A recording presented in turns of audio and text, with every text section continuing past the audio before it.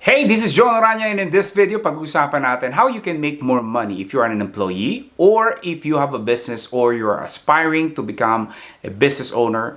Ito po ang pag-uusapan natin. Okay, so the fastest way for you to make more money is helping people solve a big and urgent problem. Two words, big and urgent. You see, ang tao hindi naman gumising one morning and then sabi niya sa sarili niya, you know what, may pera ako, gagastusin ko nga yung pera ko. They don't decide that way. I believe kahit na yung mga mayayaman, they don't think that way. There's always been a trade of value. Ito yung halaga ng pera ko and ito naman yung trade na ibibigay mo sa akin para ibigay ko sa iyo yung pera ko. I'll tell you a quick story. When I was at college from Adamson University, hinahatid ko po yung girlfriend ko dito sa Parañaque. One evening po, umuulan, very typical sa Metro Manila. Pagka malakas ang ulan, anong kasunod? Baha. And that's what happened. So pagbaba po namin nung hagdan ng LRT Baclaran Station, immediately baha po doon sa daanan. Tatawid kami doon sa kabilang street or sa kabilang island. So, anong gagawin namin? Well, either lumusong ka sa baha, but here's the thing. May magagaling at masisipag po tayong kababayan, they come up with an idea na maglagay po ng isang mahabang kahoy para po makatawid kami at hindi kami lumusong sa baha. And pagtawid mo, meron silang parang lataron. They're not really asking for money, but of course, mahihiya kang hindi magbigay because napakalaki pong tulong nung ginawa nila. So that is exactly what we're trying to do. Kung gusto mong magnegosyo or kung meron kang existing na negosyo, hindi ka masyado nakakabenta, that should be your mentality from the very beginning. And so the reason, a lot of people who gusto magnegosyo, they have an idea, maybe na-execute na nila, pero they're not making enough money because they're very likely they are not solving a problem. Or maybe sa isip nila, meron lang silang produkto, serbisyo, people will just gonna come to me and they're gonna give their money to me in exchange of my product and services. So think about it. Kung ikaw ay empleyado ngayon, your employer hired you for a reason. Hindi ka naman hinire dahil mabait ka lang or malapit ka kay Lord. Hinire ka nila because you are there to help them solve their problems. So for example, ako po, a small business owner, I have a few people under me. For example, one of my customer service, si Joy, so she helped me sa problema ko. Ano yung problema ko when I was starting? Ang daming inquiries, messages sa aking pong email inbox, and of course, eventually sa akin pong social media account. So, wala na po kong oras to respond to all of them in the right manner and in the right time. So, that is a problem for me. What did I do? I hired someone to help me solve that problem. Now, the good news is this. With all the AI technology, specifically ChatGPT, we can now discover big problem, an urgent problem of the market that it used to be that it will take you hours, if not days, to figure out. And again, do not worry, I'm gonna give you the exact prompt that you can use, literally copy and paste, that you can use for ChatGPT.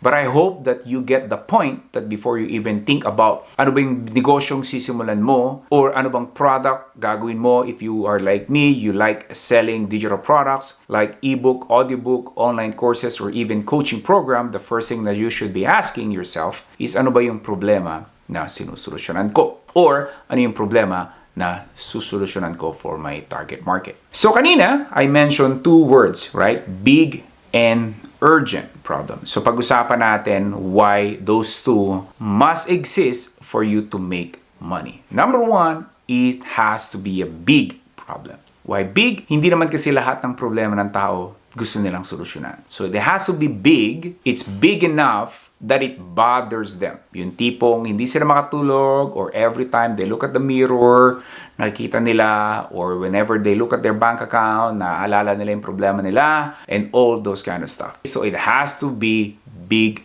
problem. The second will be urgent, meaning gusto na nilang masolusyonan right now. Again, bakit kinakailangang urgent? Well, ayaw mong magbenta ng produkto or serbisyo na sasabihin ng tao, well, maybe siguro next year na lang or after 12 months na lang or even after 6 months nila.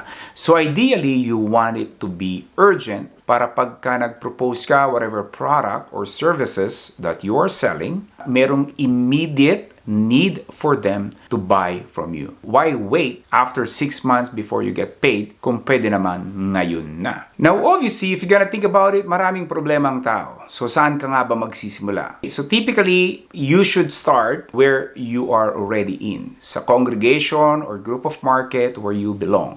So, if you are a single mom, then maybe you wanna look into that. If you're a freelancer, you can look into the challenges and problems of the freelancers. If you're a business owner like me, mas madali sa aking makarelate with my fellow business owner. Kahit pa iba't ibang industry yan, the fact that I'm a business owner, mas may insight ako compared dun sa hindi business owner. Huwag ka nang lumayo. Your biggest advantage will be the fact that you belong to that certain industry or congregation or group of market o yung tinatawag nating niche market. And so, I'm gonna demonstrate to you guys on my phone, and hopefully you can see it on the screen, on how to use ChatGPT to discover the main or big and urgent problem of your target market. Again, the first step is what? Define or identify kung sino ba yung gusto mong solusyonan. Do not be generic, do not be too broad. Sabihin mo lahat ng parents, lahat ng Filipinos, that's not narrow enough. You have to narrow it down. Ito yung mga time sa buhay mo na pwede kang committed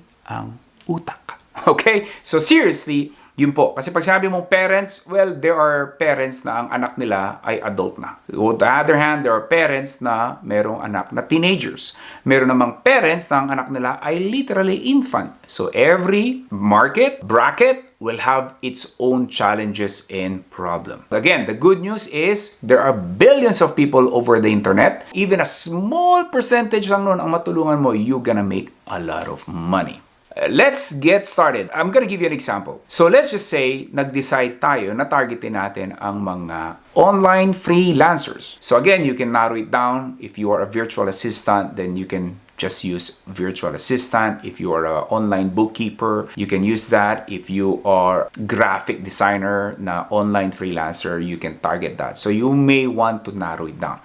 But again, just for the sake of this demonstration, I will go specific customer service virtual assistant or customer service online freelancer. What I love with ChatGPT, yung kanilang feature, I think it was been several months ago, na yung kanilang voice o yung microphone. The reason is, mas mabilis po sa akin magsalita versus mag-type. So I feel like this is very, very, very actually very helpful for me. Basically, we're gonna ask ChatGPT on what are the top 5 big and urgent problem of a target market. Okay, let's go. Hey ChatGPT, I will be creating a course helping online freelancers who are virtual assistant. Can you tell me what are the top 5 big and urgent problem of this market? Okay, yung audio will turn into a text and then click send.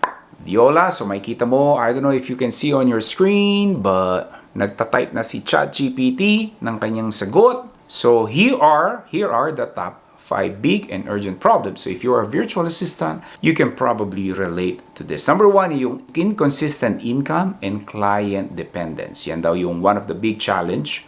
Okay, so many VAs struggle with securing consistent long-term clients. So if you can come up with a solution that help them na magkaroon ng consistent income, then they'll be very likely buying your online course. Number 2 is skill upgrades and staying competitive. The VA market is becoming increasingly competitive with many freelancers offering similar services. So that's another challenge. If you can offer something that will help them upgrade their skills, be more competitive, make more money, and obviously mas magiging stable yung income nila, that is a good one. So again, whether you sell an ebook, an audiobook, workshop, courses, or whatever business, any service business that you'd like to launch, then you should start here. So that is for today. I hope na marami kang natutunan. Again, do not be afraid of AI or ChatGPT technology or AI technology. Use it for your advantage. That's it for today. Peace out.